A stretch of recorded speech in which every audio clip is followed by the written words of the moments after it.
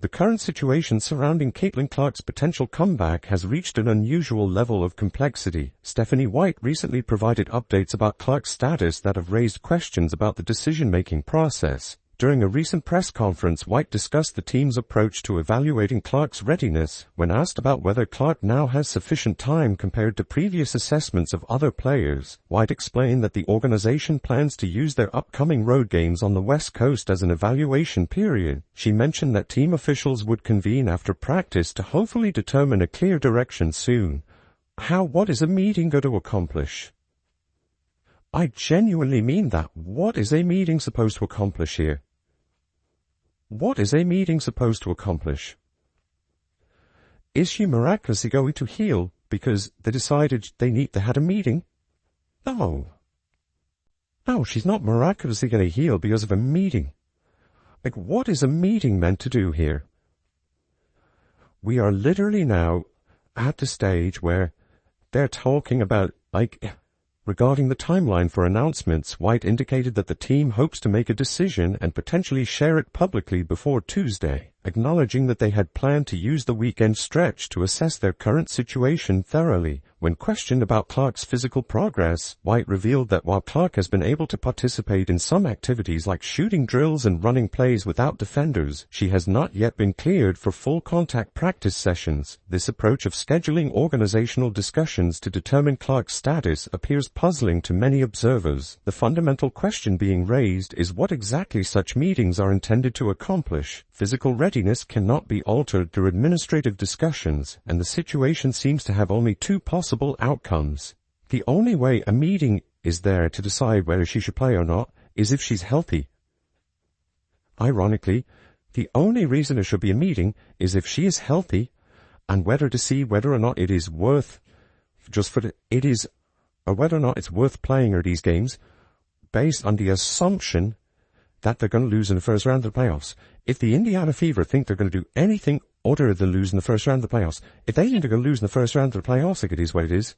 Either Clark has recovered sufficiently from her injury to participate safely, or she has not. If medical professionals have not cleared her for full participation, then season-ending protocols would typically be implemented immediately. The fact that meetings are being planned suggests that Clark may indeed be physically ready to return, but other considerations are now being weighed. The timing raises additional questions given the team's playoff positioning. If the Indiana Fever organization believes their postseason prospects are limited to a first-round exit, then the risk-benefit analysis of playing Clark becomes more complex. If they lose in the first round of the playoffs, if they think they're going to lose in the first round of the playoffs, it is what it is.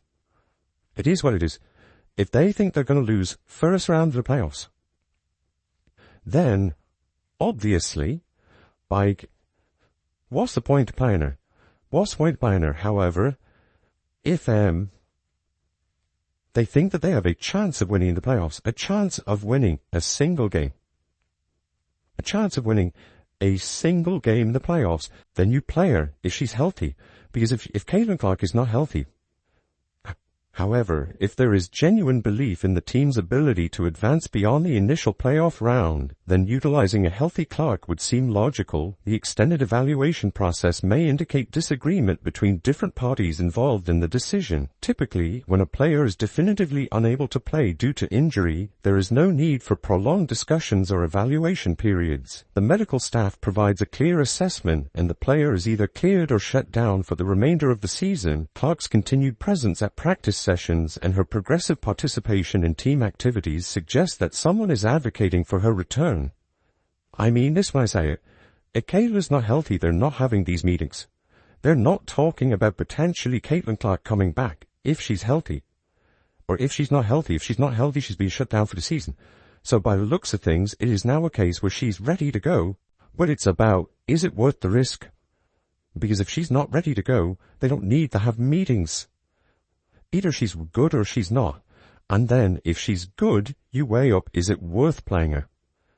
That's the fact. If Clark herself or her representatives had concerns about rushing back, it would be unusual for her to continue ramping up her activity level and traveling with the team. Conversely, if the organization had definitive medical advice against her return, the evaluation process would likely have concluded already. The ongoing nature of these discussions implies that both Clark's readiness and the strategic value of her return are being debated. From an organizational standpoint, teams in similar playoff positions have sometimes chosen to prioritize long-term health over short-term competitive goals, particularly when championship prospects appear limited. This approach, sometimes referred to as subtle tanking, involves minimizing injury risks when teams believe their playoff chances are minimal. The uncertainty has created an uncomfortable situation for supporters who have made travel arrangements and purchased tickets expecting to see Clark play. The prolonged decision-making process, regardless of its ultimate outcome, reflects poorly on organizational communication and planning. If Clark is medically cleared but the organization chooses to hold her out for strategic reasons, this type of decision could potentially impact player-organization relationships. Players generally prefer to compete when physically able, especially during playoff races. Alternatively, if Clark or her representatives are the ones urging caution while the organization pushes for her return, the dynamic becomes different. However, this scenario seems less likely given Clark's continued progression in practice activities. The situation has evolved into something that appears unnecessarily complicated for what should be a straightforward medical and strategic decision, regardless of which party may be advocating for which outcome. The handling of Clark's status has created confusion and raised questions about organizational decision-making processes. The fundamental issue remains that Clark is either ready to contribute safely or she is not. Any additional considerations about playoff prospects, risk management, or strategic planning should be secondary to medical clearance. She's not ready. There's nothing to be gained by dragging this. Okay, yeah, they're probably going to drag it until tomorrow. Because, if people have already traveled to watch Caitlin vie for his injuries and neither of them are playing, they might show up. They might still show up to the game. Like, she's clearly...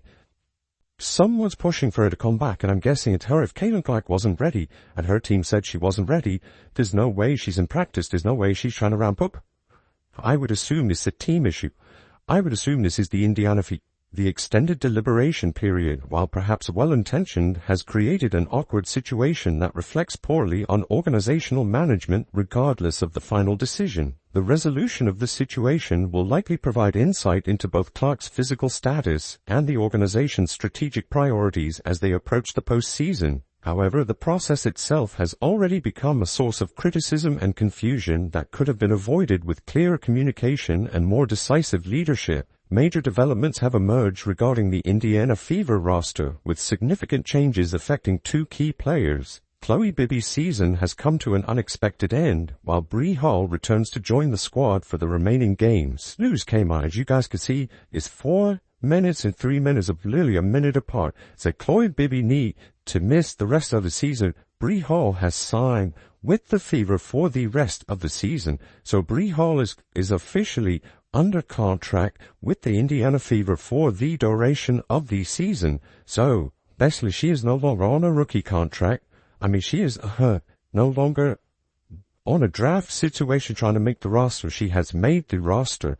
And yeah, man, Chloe Bibby, recognized as an exceptional talent and valuable contributor, will not participate in any additional games this season due to complications with her left knee. The organization faces questions about whether to retain her through the season's conclusion despite her inability to compete. Meanwhile, the franchise has welcomed back Bree Hall, a product of South Carolina's basketball program. This roster adjustment represents a swift response to recent circumstances, with both announcements arriving within minutes of each other. According to official statements, Bibby sustained her knee injury and cannot continue playing for the remainder of the 2024-25 campaign. Indiana Fever has released a statement. This is what they said. Fever Chloe Bibby ruled out for the remainder of the season. Team signs guard Bree Hall. So it goes on to say the Indiana Fever announced today that forward Chloe Bibby will miss the remainder of the 2025 season due to left knee injury. In a related move, the Fever has signed guard Bree Hall to the rest of the 2023 season on a hardship contract. Simultaneously, the organization has secured Hall's services through a contract covering the season's duration. Hall transitions from her previous draft status to an established roster position, no longer competing for a spot but holding guaranteed placement. The franchise issued formal documentation explaining these moves. Bibby, who initially joined through a temporary 7-day agreement on July 25 before earning a season-long deal, faces an extended recovery period. Medical staff anticipates her complete rehabilitation, though specific details about the knee problem remain undisclosed. Pre-Hall to the rest of the 2023 season on a hardship contract. So, 25 seasons, so she is on a hardship contract. That is what they saying. They say Bibby, who joined the team on July 25th via a 7-day contract, and was later signed through the rest of the season, is expected to make a full recovery. What type of knee injury do she got, bro? Like, y'all ain't never say, y'all just keep saying knee injury. Like, what's wrong with her, that means, bro? 'Cause torn ligament, like, what is it? It says Hall was drafted by the Indiana Fever with the number 2. The vague knee injury description leaves many wondering about the exact nature of the damage. Hall brings impressive credentials from her college career, including dual NCAA championships while representing South Carolina. The Indiana organization selected her as the 20th overall choice in the 2025 draft, and she participated in preseason activities. Her most recent appearance came during an exhibition match against Brazil's national squad on May 4th, where she contributed 9 points and collected 4 rebounds. Previously, she also held temporary agreements with the Golden State Valkyries. Hall will sport jersey number 3 during her time with the franchise. This development has generated considerable surprise, particularly regarding Hall's return to Indianapolis. The decision to bring back the former draft pick creates intrigue, while Bibby's absence raises serious concerns about the team's depth and future planning. Speculation surrounds the circumstances of Bibby's injury, with some observers pointing to a recent team outing at Topgolf as a potential catalyst. Following that recreational activity, Bibby's appearances became notably scarce, leading to theories about the connection between the entertainment venue visit and her current medical situation. The timeline suggests this recreational excursion marked the last confirmed sighting of the player before her extended absence. Previous reports indicated that excessive travel demands contributed to swelling in Bibby's left knee, creating complications that prevented her participation in games. This raises broader questions about the organization's travel policies and their impact on player health and recovery processes. So here we go here. Oh, that's the same damn article. So we're not going to do that. So a lot of people has talked about this. Stated, let's see what some of these comments say. Crying prayers up for Bibby.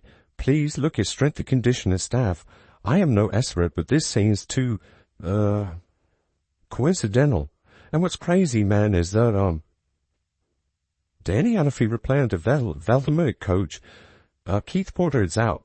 I think he tore his AC. The demanding schedule appears to have exacerbated existing issues, ultimately leading to this season-ending situation. The roster mathematics become complex with these changes. The franchise currently operates with 4 players under hardship provisions: Hall, Odyssey Sims, Ariel Powers, and Sha Petty. These temporary arrangements create eligibility questions for playoff participation.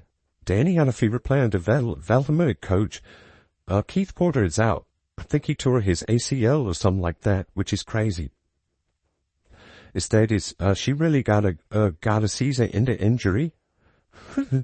Day at Topgolf, and they don't want to see it. Yeah, they sure did. She sure did get a Topgolf. I called it, bro. And what's crazy is that I was the only content creator that called that Topgolf injury. I said it, bro. We have not seen Chloe Bibby since they went to Topgolf. I told y'all, bruh. I believe it was while Hall and Sims possess season-long contracts ensuring postseason availability, Powers and Petty remain on shorter agreements that may not extend to playoff competition. With 5 players currently sidelined by various injuries, the organization faces difficult decisions about roster construction. To ensure Powers and Petty qualify for potential playoff games, management must release 2 current players, creating space under league regulations. This mathematical puzzle requires careful consideration of both immediate needs and long-term competitive positioning. The situation highlights the challenges professional basketball organizations face when managing player health, roster limitations, and competitive demands. These developments arrive at a crucial time as the season progresses toward its conclusion and potential postseason play. The organization's medical and conditioning staff may face scrutiny regarding the frequency of player injuries. Multiple team members dealing with physical setbacks has prompted discussions about training methods, injury prevention protocols, and overall player wellness programs.